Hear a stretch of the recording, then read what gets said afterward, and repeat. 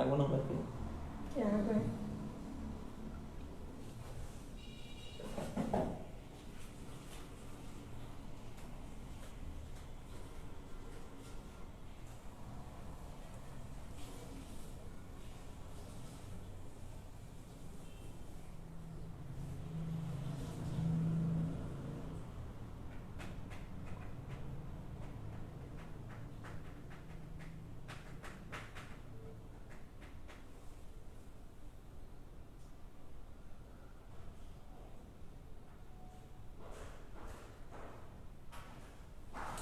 Vamos lá, galera. Entrando novamente.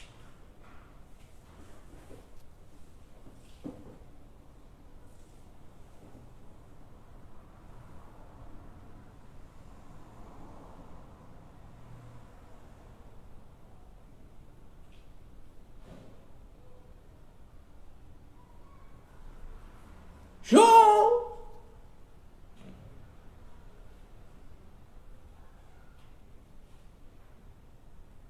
Deus abençoe!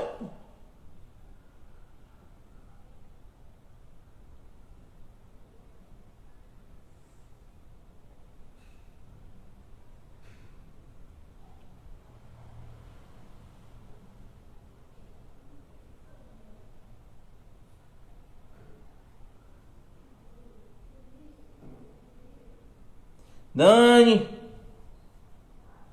nós estamos tentando aqui. Vamos lá de novo. Deixa eu ver aqui, te chamar aqui, Ronaldo.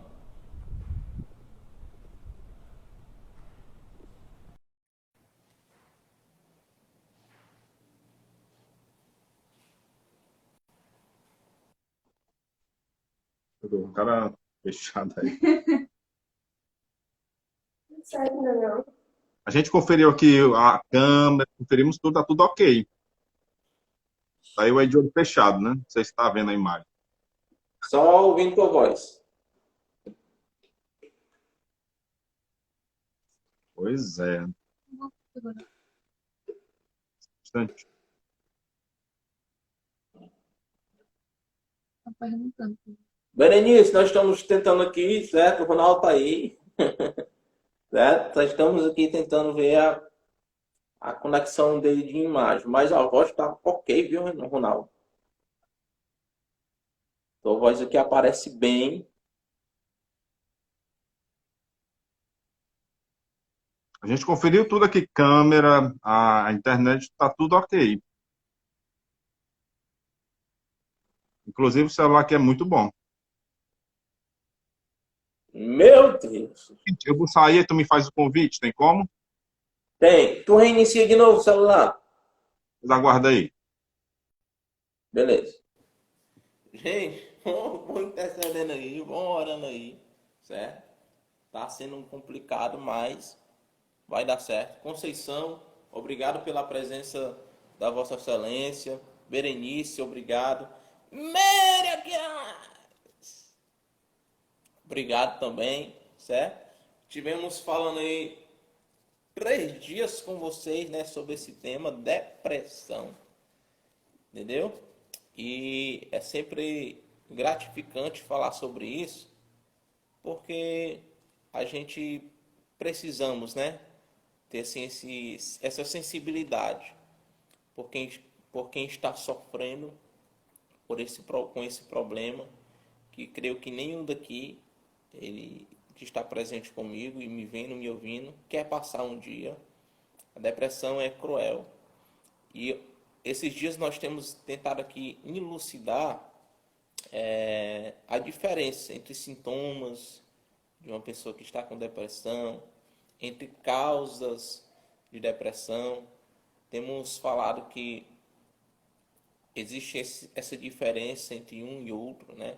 Os sintomas, ele não significa que a pessoa ela esteja depressiva, mas se perdurar por 2 semanas, a pessoa precisa sim procurar ajuda o mais rápido possível, porque a depressão, vocês sabem que tem, né, pontos graduais.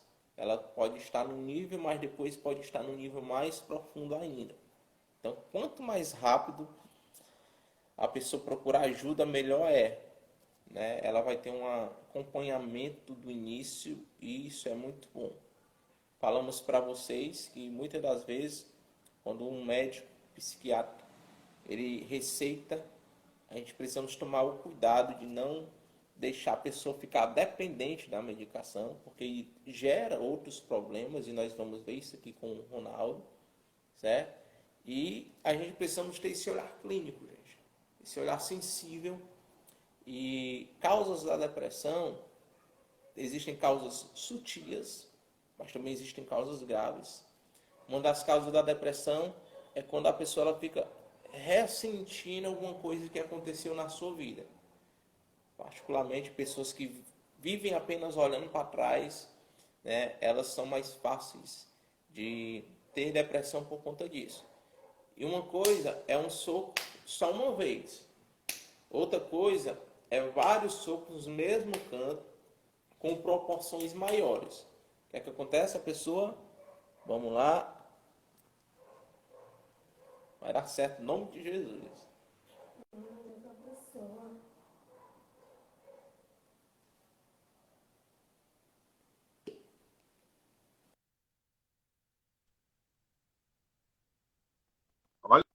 Olha aí. Olha aí! Aleluia! De pedra dura, né? Tanto bate até que fura. Meu Deus! Agora deu certo, né? Agora deu. Reiniciou. Reiniciou.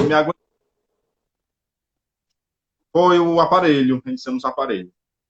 Oh, glória. Meu filho, primeiramente eu quero lhe agradecer pela sua disponibilidade. Sei que tá uma correria para a sua vida, né? Eu sei que a correria é grande, mas Não é não. tô profetizando, Val, tô profetizando aqui. Não, mas eu não deixo, na realidade, eu não deixo que a minha vida chegue a ser uma correria. As pessoas às vezes falam assim, Ronaldo, tu é psicólogo, tem alguns outros trabalhos, mas eu nunca deixo que fique uma correria. Nunca deixo que fique assim algo, pronto, não dá para conversar com o Ronaldo, não dá para o Ronaldo vir tomar o café aqui comigo, né? Graças a Deus, nunca precisei chegar a esse limite, né? Graças a Deus, pretendo continuar. Mas quero lhe agradecer, viu, por você ter arrumado esse espaço aí na sua agenda para conversar com a gente. Tava falando aqui com eles Ó, e você que é da área, você sabe perfeitamente melhor do que eu como esse tempo nos nossos dias, no século XXI, como ele é importante. Não é? Nós desassociarmos alguns tabus, que em muitos cantos ainda é um tabu, né? E nós vamos observar isso. Mas, a priori, eu quero te agradecer. Quero agradecer a galera que te acompanha no teu Instagram. Muito obrigado aí vocês que estão entrando aí, certo? Beijo no coração. está aparecendo muita gente. É, meu Eles... Tô vendo aqui. Agradeço também vocês que me acompanham todas as tardes, às 4 horas. Agradeço muito a vocês. Vocês são tops, viu? Todos vocês, vocês são tops. Vamos começar, Ronaldão? Manda aí. Meu filho, me diga primeiramente uma coisa. Há quanto tempo tu tá trabalhando na área psicológica? Já vai fazer mais ou menos uns 6 anos, né? Antes de ser psicólogo, eu já trabalhava como terapeuta, né, em alguns órgãos públicos, ou então em órgãos, né, ONGs, né, em algumas periferias. Né? Então, sempre já trabalhei voltado para o público. Eita. Né? Mas não diz assim, a tua experiência, né, durante esse tempo todo. Nos passa aí a tua experiência, tua visão.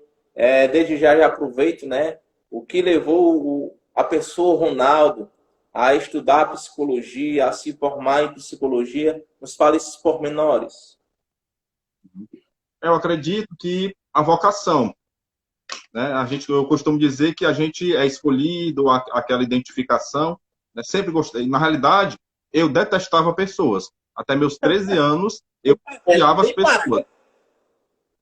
Eu odiava literalmente. Eu tinha algumas coisas do meu histórico de vida, infância, então eu tinha muita aversão às pessoas.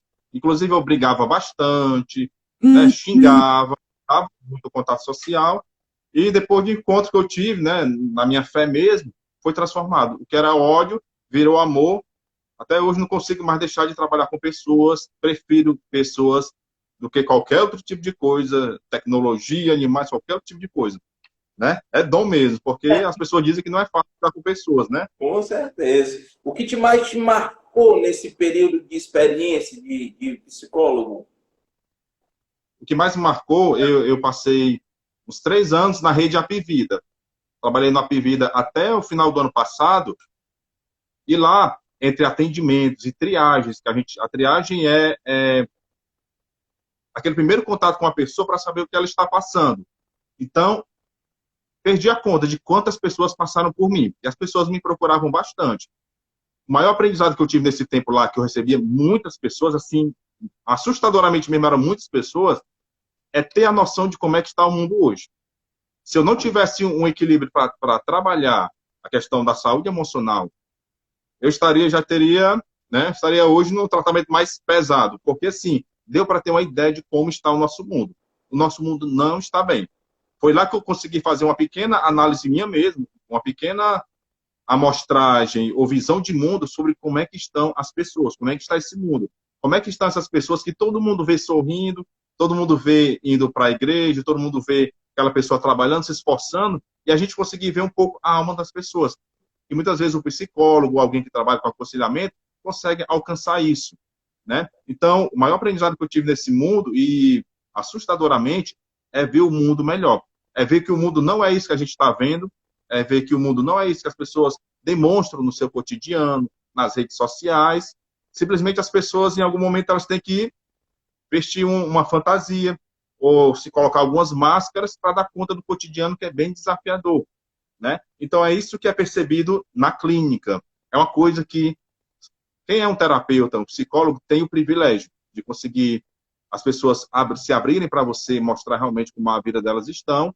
E eu, como recebi muitas pessoas, é assustador como é que está o mundo hoje. Muito assustador, tá? Então, esse é o principal ponto, né? Costumo dizer, Ronaldão, costumo dizer que as redes sociais, elas não dizem como é a realidade de um indivíduo, né? Como você acabou de dizer aí, as pessoas às vezes vão para as redes sociais e a impressão, e muitas das vezes, isso talvez seja até uma causa de uma depressão, que muitas das vezes a gente olha para a internet, uma rede social de uma pessoa muito próxima, ou não talvez tão próximo, mas que nós temos um contato. E a impressão que a gente vê quando olha para redes sociais, que só a gente não tem dinheiro, só a gente é liso, né? Porque eles passam uma imagem que muitas das vezes não é a realidade daquela pessoa, né? Então, assim, as redes sociais, por isso que existe, talvez assim, também um certo cuidado quando a gente for lidarmos com as redes sociais,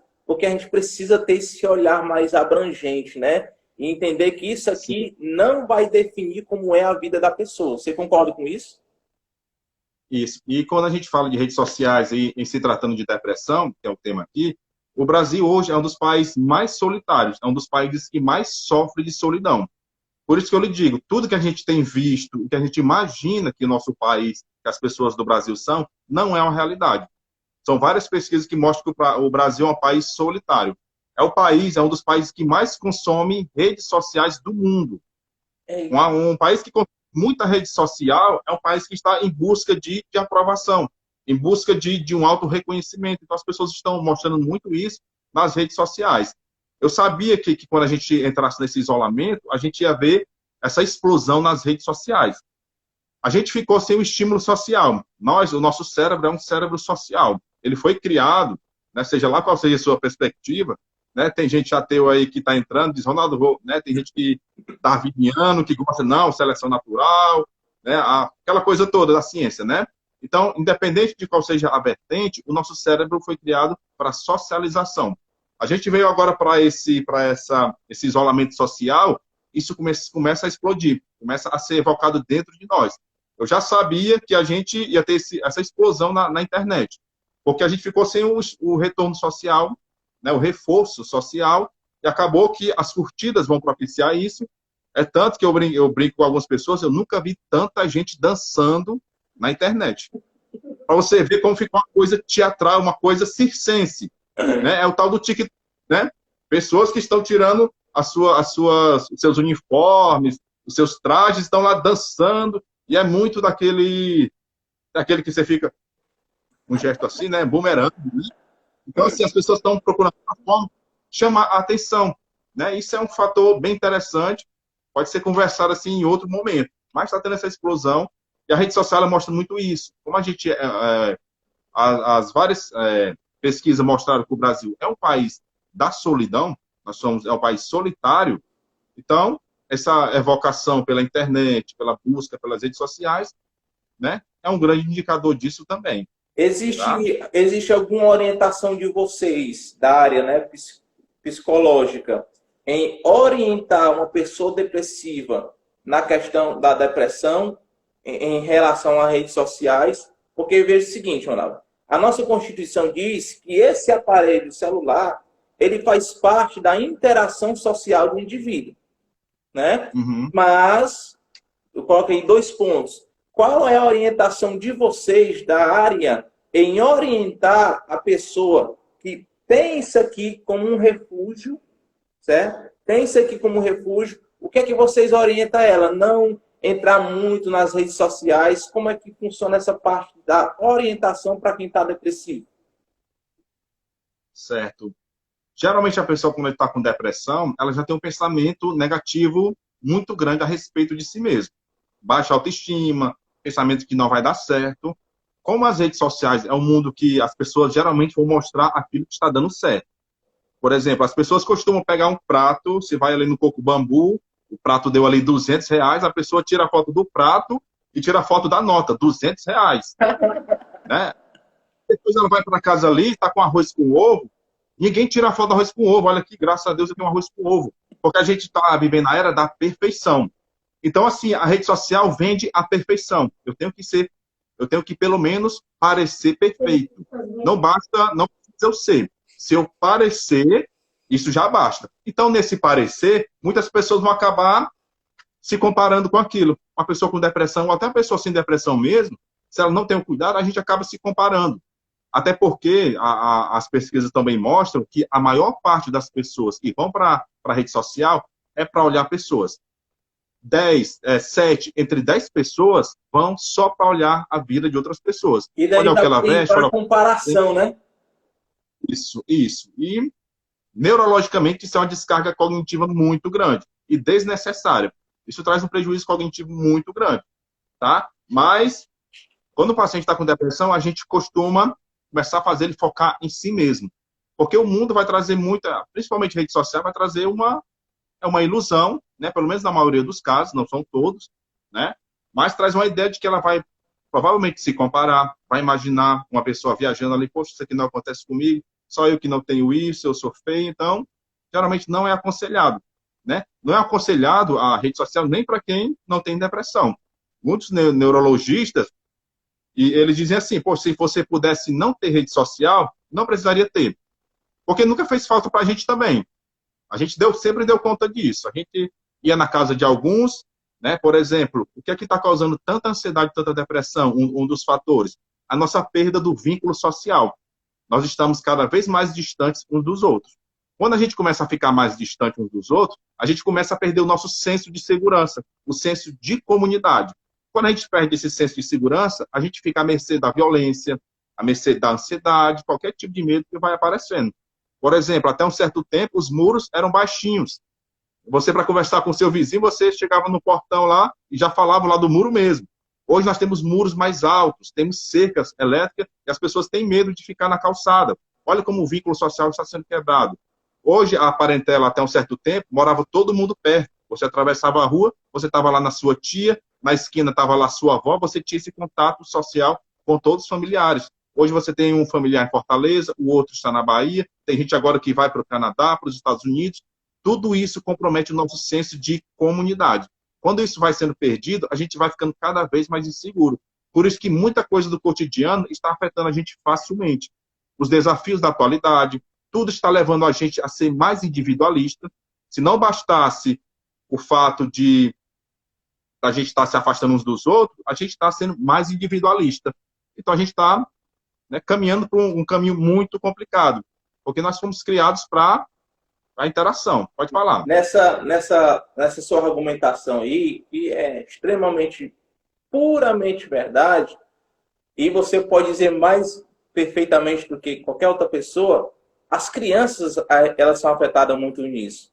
Eu até estava conversando esses dias, antigamente, quando a gente era criança, quando caía assim uma chuvinha, chovia de menino no meio da rua, né? Os meninos saíam correndo, pulando, brincando. Era a mãe, pega o shampoo, menino, para tu lavar o cabelo logo, aproveita logo, né? E hoje,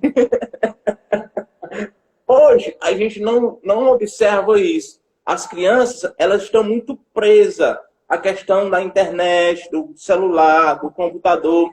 E o índice de depressão entre crianças, Ronaldo, hoje já é uma realidade, não é isso?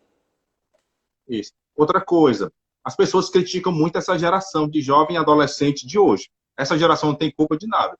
O que é que as pessoas falam sobre essa geração? É a geração Nutella, geração de mimimi, que não consegue lidar. Mas o Zygmunt Bauman, ele fala sobre essa sociedade líquida, modernidade líquida, né? Ele fala de um tipo de geração. E as pessoas pensam que Bauman está falando desses adolescentes, dessas crianças de hoje. Ele está falando justamente da nossa geração. Essas crianças são inseguras, essas crianças não sabem muitas vezes lidar com as emoções por culpa dos pais. Você citou o fato da chuva. Né? Na nossa época aqui, chovia, abria o portão, a gente ia lá para fora. Não tinha medo de relâmpago nem nada. Se morrer, morria feliz. Né? Os pais hoje, você não pode brincar nessa areia. Você não pode pegar essa chuva. Você não pode fazer isso aqui. Fica dentro de casa. Não, brinque com fulano. Você começa a criar um senso de que o mundo é um lugar extremamente perigoso. Por isso que nossas crianças, nossos adolescentes são muito mais inseguros. Porque quando eles estão sofrendo emocionalmente, está chorando, o que é que muitos pais fazem? Coloca o celular. Ou seja, faz a criança lidar com as emoções de maneira artificial. Está chorando aqui, toma o celular. Chorou, toma aqui seu tablet. Quando chega na adolescência, que ele vai enfrentar o mundo real de fato, por si só, essa caminhada da adolescência, ele não tem habilidade para lidar com as emoções. Alguém começa a xingar ou fazer um bullying com ele, ele não tem mecanismo de defesa contra aquilo. Uma autoestima preparada para dizer, tudo bem, eu aceito isso, não é a verdade, né? Então, muita gente chama essa geração de Nutella, Nutella são os pais. Porque, assim, criança e adolescente, eles são formados. Eles não são o que eles são porque querem. Uma criança não tem autonomia para dizer assim, eu vou ser assim. Não, eu vou ser assim birrento agora, eu vou ser assim agora, vou ser fraco. Eles não têm autonomia. Então, a gente tem que ter muito cuidado nessa crítica para essa geração agora. Eles são o resultado de uma geração líquida, que são a galera aí dos 30, 40, 50 anos. Essa galera, que já tem um histórico já não muito bem trabalhado, acaba trazendo isso sobre os filhos. Por exemplo, um cara que... É muito comum ouvir isso, um pai que não teve os brinquedos que ele queria, não tinha um videogame mal que ele queria, ele pensa, meu filho não vai passar pelo que eu passei. Então ele dá tudo, a criança quer, ele dá, pediu, a criança dá, a criança começa a crescer, não valorizando a vida. De repente, começa esse boom, né? Então, defendendo um pouco essa geração agora de criança e adolescente, eles não são culpados, eles são resultados, né, de pais e mães que hoje, né, precisam ser trabalhados. Eles não são bem trabalhados, ele acaba trazendo isso sobre as crianças. E você falou sobre a questão das redes sociais do celular, isso é tão comprometedor para a saúde emocional das crianças, que o próprio Steve Jobs e o Bill Gates, quem morreu foi o Steve Jobs, se não me engano, né? Um deles morreu, né? Os filhos deles só pegam no celular a partir dos 13, 14 anos. Eles são tão conscientes dos perigos e dos malefícios que isso traz na época principal de desenvolvimento do ser humano, que eles dizem, não vai ter, não vão usar. E os filhos, mas todos os meus amigos têm na escola. Ele diz, você não é seus amigos, né? Só vai ter aos 14 anos. Mas o brasileiro, ele fica no afã da novidade. Menino. Deixa eu te fazer uma pergunta.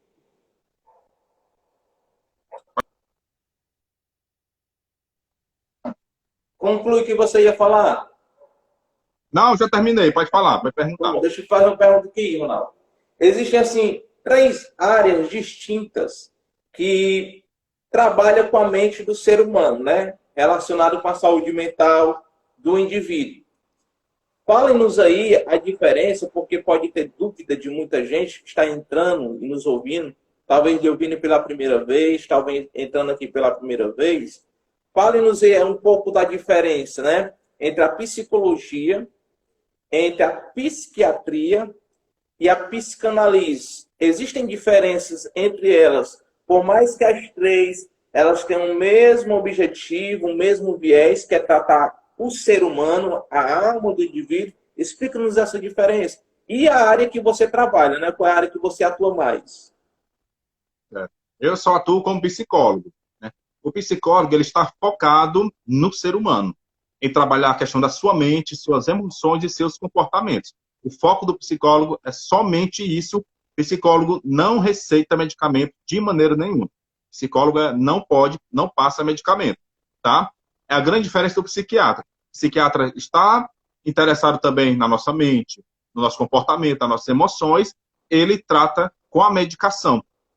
Tá? Então, a diferença já Isso é a bem psiquiatria, sucinta. né? Isso, o psiquiatra trabalha com a medicação, né? O psicólogo trabalhando os meios de reestruturar a mente da pessoa, trabalhar as emoções e o comportamento. A psicanálise faz a mesma coisa da psicologia, só que a psicanálise é a ciência, né? É uma ciência muito... Me falta palavras, é incrível a psicanálise. E não Puxa precisa mais ser psicólogo. que Freud, né? A psicanálise não precisa você ser psicólogo ou ser psicólogo para ser psicanalista. Você é um pastor, você vai lá e faz a psicanálise, um curso. É um curso de formação em psicanálise, né? Então a grande diferença é essa, mas é uma psicologia, né, que trabalha, mas diferente das outras. Você não precisa cursar uma graduação, ser psicólogo para ser psicanalista, tá? Ela é a parte nesse ponto. E qual é a tua opinião, Ronaldo, em cerca quando a psiquiatria, como você falou, a pessoa que trabalha nessa área já tem que ter uma especialização de médico, ela já tem que operar na área da medicina, certo? Quando ela Sim. receita um medicamento, certo, para a pessoa que está passando por este problema, o que é que você acha? Porque existem casos de a pessoa ela ter dependência do medicamento que está sendo passado, na crença que é um medicamento que está sendo passado que vai trazer cura para a vida dela. Na sua opinião, existe perigos? E eu estou lhe fazendo essa pergunta porque algumas pessoas elas nos perguntam isso, certo? Eu vou tomar remédio porque é através do remédio que eu vou ser curado. É por isso que eu estou tomando remédio. Na sua opinião, existe essa possibilidade de agravamento quando a pessoa ela fica muito dependente do medicamento que ela está tomando? Certo. Daqui a pouco eu vou responder aqui a pergunta da Rebeca, quais as características de uma pessoa depressiva e como podemos identificar, né? Mas antes disso, é muito bom desmistificar essa questão do psiquiatra e psicólogo, porque são abordagens que trabalham juntos, né? São ciências que trabalham juntas. Por exemplo, a depressão nem sempre é decorrente somente de que eu estou triste, aconteceu algo na minha vida. Se a gente passa um longo tempo experimentando essa tristeza ou não conseguindo reestruturar nosso pensamento diante de alguma situação, a perda de alguém, um luto, a perda de um emprego, se a gente não cria habilidade suficiente para lidar com essas situações, a gente começa a comprometer processos neurológicos, ou seja, a gente compromete o funcionamento do nosso cérebro. Existem alguns neurotransmissores que nos dão sensação de prazer, que nos dá sensação de alegria, de êxtase. Quando a gente passa por um momento de tristeza, a gente não consegue se trabalhar e passa um bom tempo envolto daquilo, começa a haver mudança neurológica nos neurotransmissores. A medicação entra para regular isso. Por exemplo, uma pessoa que tem depressão está com níveis baixos de endorfina, de serotonina e outros neurotransmissores. Isso faz com que a pessoa fique apática, a pessoa não tenha vontade de fazer determinado tipo de coisa, não tenha vontade de sair para poder fazer alguma atividade que ela fazia antes. A medicação começa a regular mais esses níveis de neurotransmissores. Quando isso começa a ser mais regulado, aí a terapia funciona muito melhor. Porque a gente precisa que o paciente esteja consciente. A gente precisa ter uma conversa com ele para reestruturar a sua mentalidade, os seus pensamentos. Para que ele comece a pensar melhor sobre as situações, comece a agir de uma maneira mais funcional, comece a combater esses pensamentos. Então, a medicação ela está intimamente ligada com a terapia. Tem pacientes com depressão que nem precisam, dependendo do nível, né, nem precisa da medicação. Em alguns casos mais graves, depressão maior, a medicação é extremamente necessária para isso, para equilibrar os níveis de neurotransmissores, os sentimentos, as sensações que a pessoa tem de bem-estar, para dar um nível e equilibrando isso, tá? Então, é sempre passada a medicação um pouco mais leve, uma que geralmente funciona para a maioria das pessoas. Então, sempre buscando, né, vincular a terapia e, o mais importante, a terapia psicológica, que é aquilo que vai te fazer funcionar de maneira natural. O que é que acontece? A gente está com a terapia psicológica. Precisou, vai para o psiquiatra e toma a medicação. A gente investe muito na psicológica. Quando a pessoa vai avançando na terapia psicológica, a medicação vai sendo retirada aos poucos. Não é, você melhorou, retirei a medicação, porque isso aí causaria um outro efeito. Então, a pessoa está lá na terapia psicológica avançando, a medicação vai sendo diminuída, diminuída, diminuída, até ser retirada, porque o paciente já está conseguindo lidar de maneira natural com seus problemas. Essa é a dinâmica da terapia, tá? Então, a medicação, ela está... Existem casos, sim, da pessoa tomar tanto medicamento que elas houve outros problemas colaterais. Problema colateral sempre vai ter, dependendo de como é que o paciente vai reagindo. O psiquiatra, quando ele passa uma medicação, é sempre uma tentativa, é sempre uma aposta que ele vai fazendo. Tem algumas apostas que já são certas, né? Eu não vou falar o nome de medicamentos para as pessoas não dar um jeitinho de buscar aí, né? Mas eles sempre são apostas que, bom, isso aqui é para dar mais certo. Aí ele passa uma medicação, a pessoa não está reagindo bem com ela, ele pega e vai colocar uma outra. A pessoa não está reagindo bem, ele faz uma interação com essa medicação com outra. Então, é sempre um teste até chegar a um nível em que a pessoa se adapta com aquela medicação. Tá? Porque tem os processos internos nossos, neurológicos, que vão interagir ou vão divergir com essa medicação. Então, Ronaldo, tem algumas pessoas fazendo pergunta aqui para Vossa Excelência. Eu queria que tu respondesse a cada uma delas, certo? Vamos ver que a Rebeca acabou de perguntar aqui. Como podemos gerir nossas emoções em meio à pandemia, em meio a situações desafiadoras? Certo. Eu sou da abordagem da terapia cognitiva comportamental. Só explicando um pouquinho. A gente acredita que tudo que acontece na nossa vida, como a gente se emociona e como a gente se comporta, tem a ver com a maneira que a gente está pensando. Uma premissa dela é o seguinte: não são as situações em si que vão nos causar alguma coisa. É sempre como a gente está interpretando isso. Dependendo de como seja a nossa interpretação nas situações, vai ser as nossas emoções e os nossos comportamentos. Nesse momento, o principal é trabalhar os pensamentos. Como a gente teve uma quebra de hábito, uma quebra na nossa rotina, qualquer coisa que sai do lugar começa a ativar a ansiedade. Lembrando que a ansiedade é algo natural do ser humano. Ela não é um vilão, não é algo para nos destruir, tá? É diferente de ter ansiedade, que todo mundo tem que ter, para estar preparado para qualquer tipo de situação.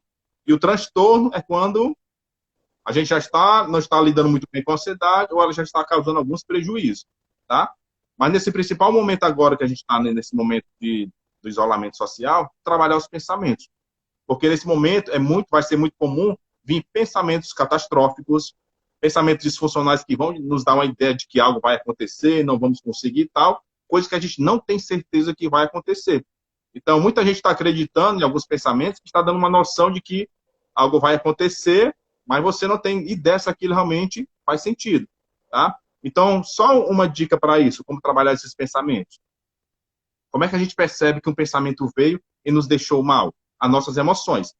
Você está aqui parado, passou um pensamento, você está aqui ansioso. Você tem que fazer o seguinte: em vez de você focar na sua emoção, poxa vida, minha respiração, meu coração, a gente tem que fazer o seguinte: peraí, o que é que passou pela minha cabeça que gerou esse tipo de emoção? Quando a gente faz isso, a gente, opa, encontrei esse pensamento aqui. Esse pensamento está me dizendo que nada vai voltar ao normal. Que ninguém nunca mais vai sair de casa, nada vai voltar ao normal. Esse pensamento, ele é realista? Não é. Qual é o pensamento mais realista? Não, pode ser que demore aqui mais uns 2 meses, 1 mês, mas dizer que tudo não vai voltar ao normal, esse pensamento não faz sentido. O problema é quando vem um pensamento na nossa cabeça e as pessoas tomam como verdade sem avaliar se aquilo faz sentido. Então, a maioria das pessoas estão sofrendo por pensamentos disfuncionais, ou seja, pensamentos que não têm a ver com a realidade, ou pensamentos que dizem que alguma coisa vai acontecer e a pessoa não tem evidência, nem sabe se aquilo realmente vai acontecer. A gente mais se angustia por pensamentos negativos e catastróficos, que vai ser muito fácil a gente estar experimentando. E tem pesquisas que falam que depois desse isolamento vai ter um surto de TEPT, que é o quê? Transtorno de estresse pós-traumático. muitas pessoas vão terminar esse período de isolamento e vão estar com aquele estresse, a ansiedade em alta, logo depois disso. Porque não é a primeira vez que acontece isso, o isolamento, o vírus comprometer, já teve em outros países, em alguns outros anos, né? Então, o principal ponto agora é trabalhar os pensamentos. Cuidar do que é que está vindo aí e o que é que você está tomando como verdade, sem fazer sentido. Você falou na ansiedade, certo? Aproveitando a deixa, né, e o gancho, o Luiz Carlos, ele perguntou o seguinte: qual é a diferença entre a depressão e a ansiedade? Pronto, a depressão, ela tem a ver, até juntar com a pergunta da Rebeca, os sinais da depressão. Se uma pessoa está mais ou menos em 2 semanas, por exemplo, é natural, a gente tem que separar depressão de tristeza. É esperado que você, diante de uma perda de alguma coisa, a perda de um emprego, a perda de um namoro, uma namorada, uma coisa, você ficar triste. Só que tem que ser uma tristeza que a gente vai digerindo aos poucos, digerindo, e com o passar do tempo ela vai reduzindo, e isso não compromete o nosso cotidiano. Não compromete nossos afazeres do trabalho, nosso sono, nossa saúde, não compromete. Quando é que é depressão? Quando começa a comprometer isso. A depressão está ligada a uma tristeza intensa, recorrente, e que começa a trazer prejuízos para a nossa vida. Se em 2 semanas você está percebendo a pessoa que ela está com humor depressivo, a pessoa que está 2 semanas direto com humor para baixo, uma pessoa que está reduzindo os interesses dela, uma pessoa jogava futebol, ia para a igreja, ia para tal canto, ela começou a não ir mais, não frequentar mais esses ambientes, tá? Uma pessoa que está perdendo muito peso, emagrecendo, ou está ganhando muito peso, uma pessoa que está com uma perda de energia, sem disposição para fazer alguma coisa, ela está trazendo pensamentos de que não vale a pena estar viva, uma pessoa, não estou bem, não vale a pena sair de casa. Se a pessoa tem mais ou menos uns 5 desses sintomas, já dá para caracterizar que a pessoa está pelo menos entrando em depressão, tá? Então a depressão tem a ver com essa tristeza recorrente, constante, e que compromete o bem-estar das pessoas e tira ela do comportamento comum que ela apresentava, dos seus afazeres, a sua maneira de ser, tá? Então, a depressão, baseada nisso, tá? A depressão. Sobre a ansiedade, é muito importante a gente entender o que é ansiedade, tá? A gente tem até um amigo aqui que é neurocientista que está aí participando, tá? Ele vai me avaliar. Né? Eu estou entrando na área aqui, né? Porque eu também é o Arthur, né? Neurocientista, é daqui de Fortaleza, está em São Paulo, né? Um fera, tá? É importante a gente entender, eu também estou na área da neuropsicologia, né? Já terminando essa minha parte, né? Por isso que eu estou me aventurando, né? Sendo corajoso, neurocientista aí, né? Dando moral na nossa live. Agora, é o seguinte, a gente tem que entender o que é ansiedade. A gente não achar que toda vez muitas pessoas sofrem de pânico porque percebem que a ansiedade chegou e a pessoa começa a se angustiar com a ansiedade. Ela é um sentimento natural do ser humano, é uma emoção natural. Se a gente não tivesse ansiedade... A ansiedade é um mecanismo de sobrevivência, né? Isso. A ansiedade ela tem que nos dar uma noção de alguma coisa que está acontecendo. Por exemplo, qualquer coisa que sai do comum, ela tem que ser ativada. E quando ela é ativada, o nosso cérebro, quando a gente se sente em perigo, o nosso cérebro não vai mandar pensamentos positivos. Se ele imagina que você está em perigo, ele não vai mandar para você, olha, vai ter o paredão do Big Brother, tá vendo o que é que o Bolsonaro falou? Olha que engraçado aquele meme. Quando a gente está em estado de ansiedade, de perigo, não vem isso. Então, sempre vai vir primeiro pensamentos negativos. Pensamentos que vão te dar um alerta. Cuidado, Thiago, isso aqui está fora do lugar. Opa, Thiago, isso aqui, ó. Se você, por exemplo, o Thiago, todo dia vai trabalhar e nessa rua, uma determinada rua, tem feiras acontecendo, tem feiras, tem crianças brincando, tem criança indo para a escola. Você vê uma rua totalmente movimentada. Todo dia você passa ali tranquilo, tá? Um determinado dia você chega nessa rua, a rua está totalmente deserta. Se você não tivesse ansiedade, você iria ignorar esse fato, iria continuar andando, quando chegasse lá na frente, de repente poderia ser surpreendido por um assaltante, ou de repente a rua estaria contaminada ali com o vírus, e todo mundo estava evitando, e você foi lá e pegou o vírus, tá? Mas como a gente tem ansiedade, você todo dia ia na rua movimentada. Dado dia você chegou e a rua está deserta, o seu cérebro vai lhe alertar do que aconteceu. Mas ele não sabe o que aconteceu ainda, mas ele tem que começar a te dar uma ideia do que pode estar acontecendo.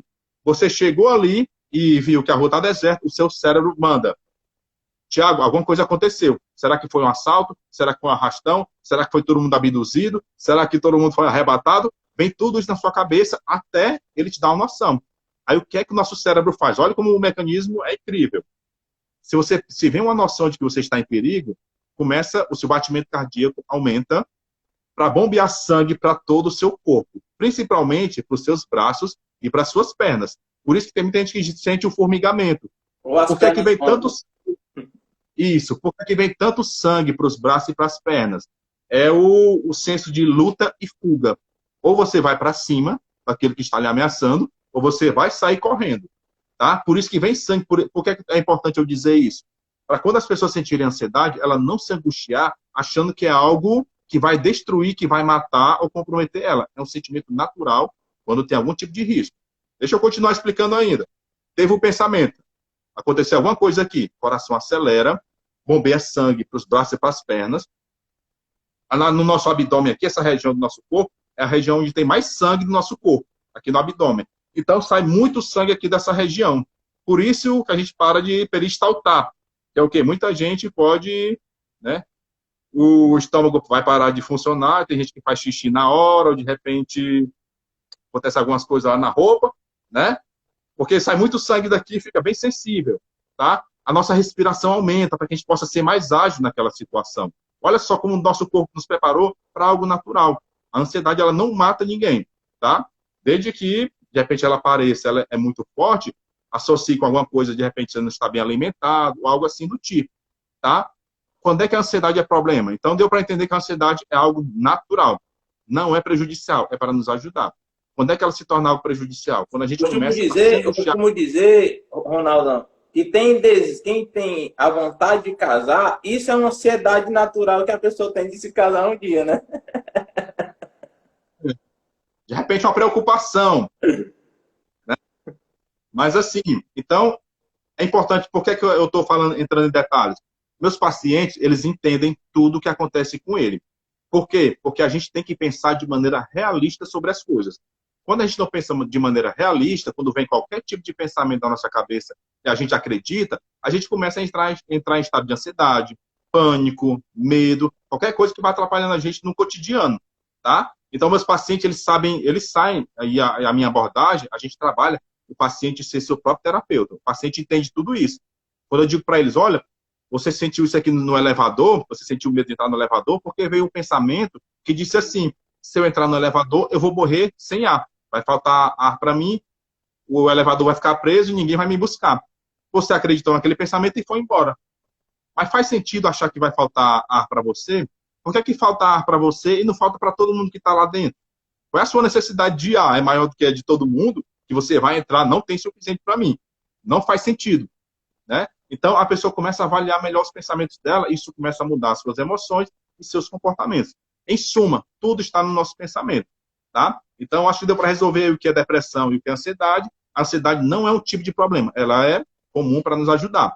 Se torna problema quando a gente não consegue mais se adaptar com ela, tá? Começa a haver uma intriga entre a gente e a ansiedade. Antes de entrar num assunto aqui agora mais específico, né?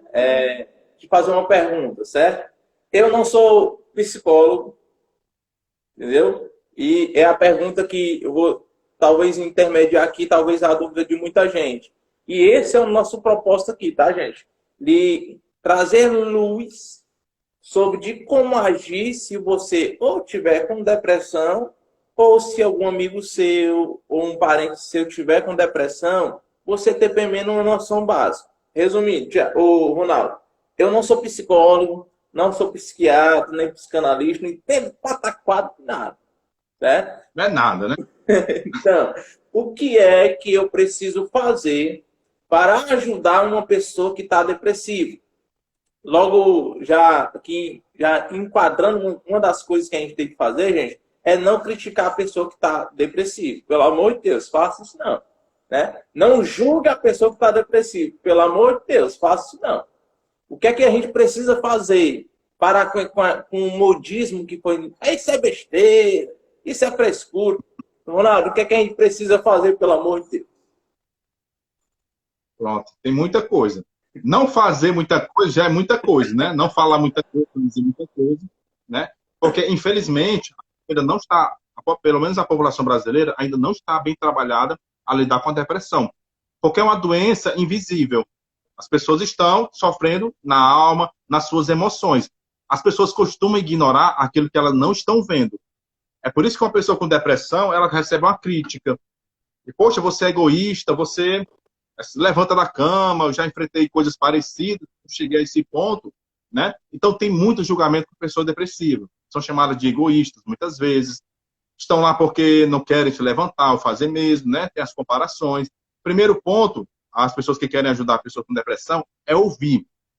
Por que é importante ouvir? Porque se você não tem habilidade para conversar com uma pessoa com depressão, a sua fala vai parecer que você não está dando atenção a ela.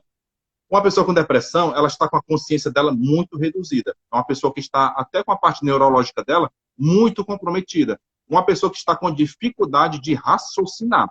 Se você fica dizendo para ela, faça isso, não faça aquilo, está faltando isso, essas coisas não entram, porque está comprometida com a parte da racionalidade dela. Então, você tem que ouvir mais do que falar. Gente, é o principal. Você chegar e dizer, eu quero ficar aqui perto de você, quero só ouvir. Me fala o que, é que você está sentindo, me fala o que está passando pela sua cabeça. Isso que a Nath falou aí, pessoas não têm Deus, né? Esse é um problema de muitos cristãos.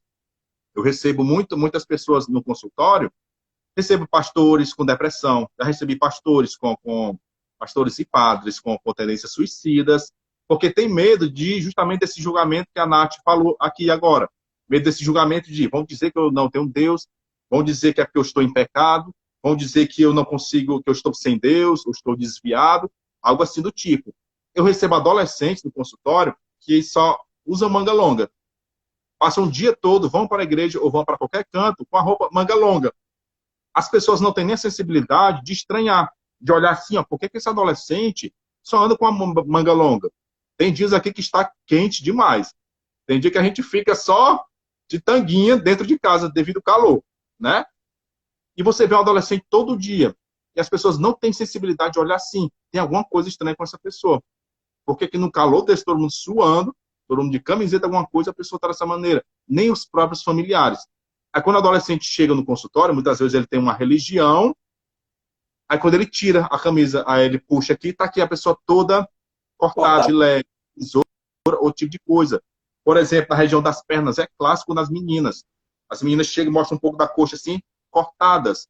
E as pessoas não têm sensibilidade e muitas delas têm o medo de confessar. Eu estou em depressão, eu tenho medo de dizer isso porque as pessoas da igreja não vão entender, as pessoas vão achar que, como ela falou, ele está endemoniado, está em pecado, algum tipo de coisa, tá? E esse ponto de não julgar é muito importante.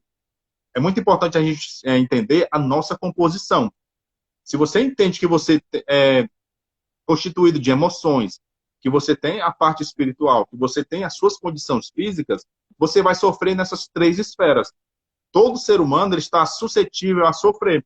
Espiritualmente, a gente tem o espírito, a sofrer fisicamente e sofrer emocionalmente.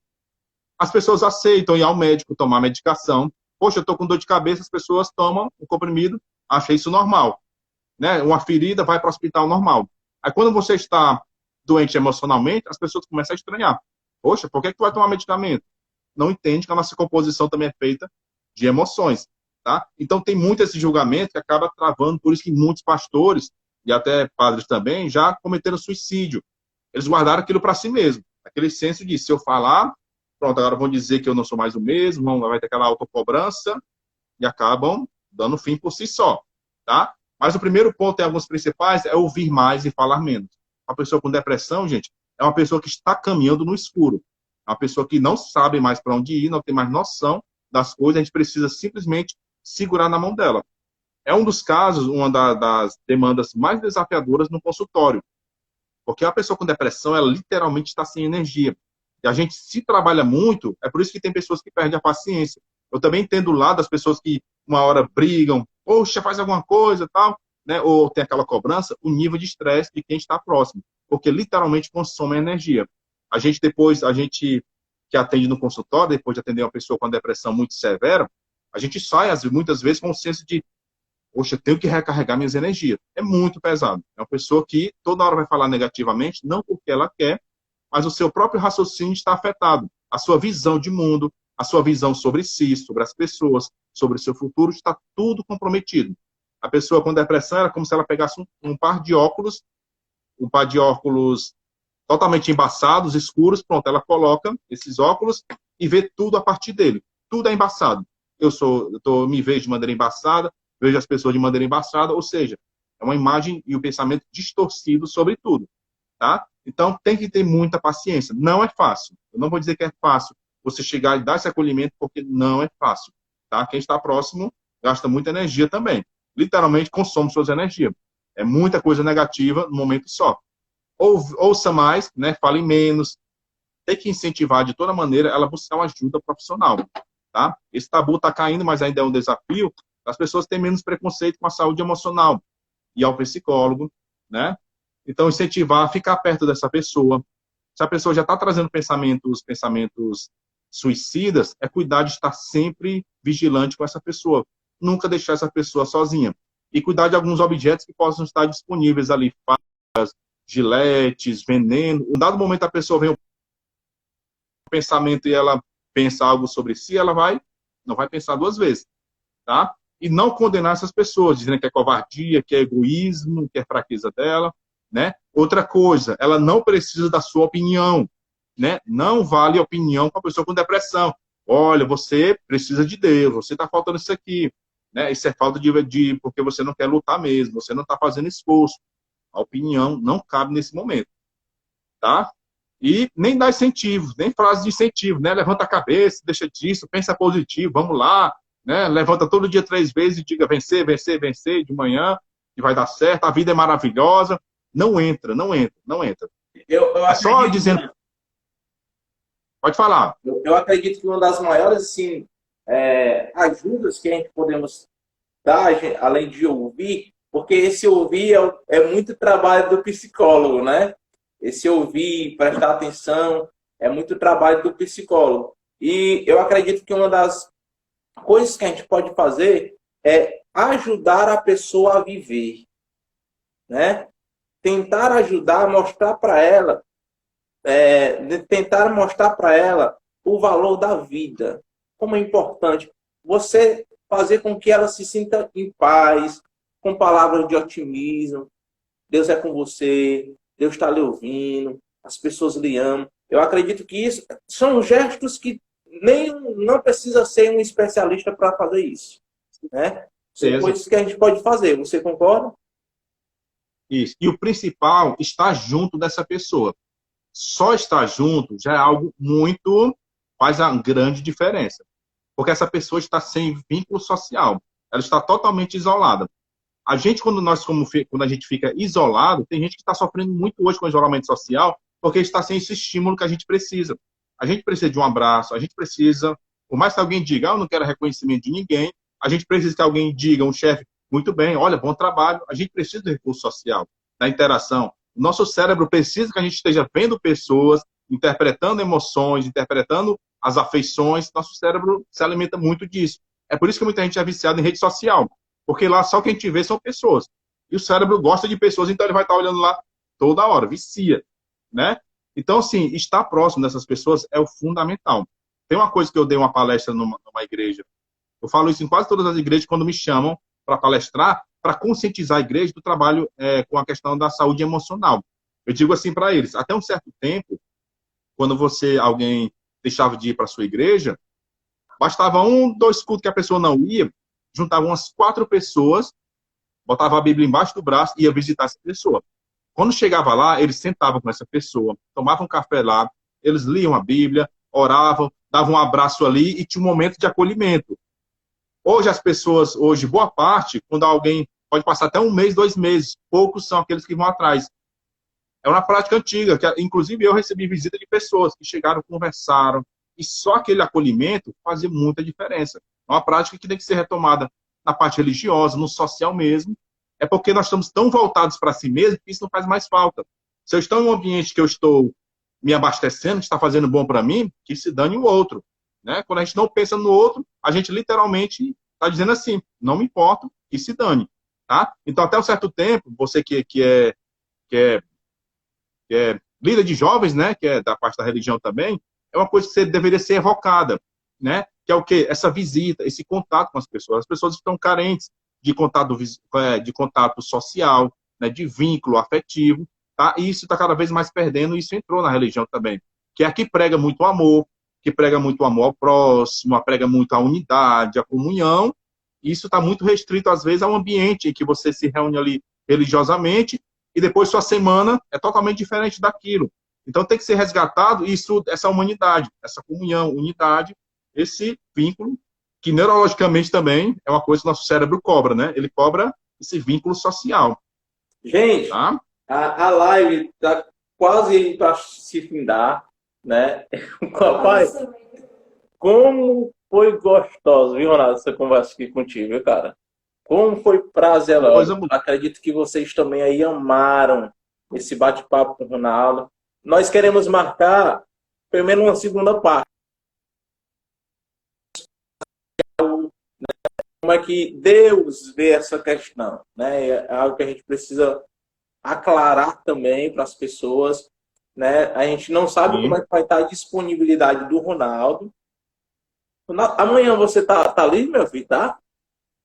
Eu estou com muito tempo livre e estou aproveitando muito para descansar, para ler, tá? Então, se precisar, estou isolado, Pronto, estou isolado, né? pronto. Pô, eu vou marcar para amanhã essa segunda parte. Amanhã, deixa eu ver, quarta-feira, pode ser, amanhã às 16 horas. Pronto, vai ser o mesmo horário. Pode ser, mesmo horário. Pronto. Pois assim, eu quero O povo, agradecer a todos vocês. Hã? o povo tem que dizer se quer. As Oi? pessoas aí têm que dizer se quer, né? É verdade, verdade. A gente só vai entrar se vocês se concordarem aí, né? Se a gente voltar novamente, né? Mas, Ronaldo, meu filho, muito obrigado desde já. Amanhã vamos fazer a segunda parte com você, certo? Foi muito esclarecedor, né? Amanhã com certeza vai ter mais esclarecimentos para nós, certo? E amanhã a gente vamos se encontrar novamente, viu, meu filho? Muito obrigado. Ok, então. Foi um prazer, um abração a todos aí, né? E o intuito aqui é trazer esse esclarecimento para a gente transformar o nosso entendimento sobre isso. Todo mundo ouve falar sobre depressão, mas ninguém quer tomar consciência disso e quer agir tomando conhecimento, né? Infelizmente só sabem, só conhecem, mas não estão engajados nisso mesmo, né? Tá bom? Com Então é certeza. isso. O Ramon Chile, viu, gente? Beijão para vocês. Eu não vou citar o nome porque é muita gente que entrou, certo? Vocês todos são Não, especiais. Nos duas, está contando com a duas. presença de vocês amanhã. E compartilhem. Chame outras pessoas que precisam ouvir isso. Amém? Ok. Tchau, tchau. Tchau, até mais. É. tô pra salvar. Isso aqui.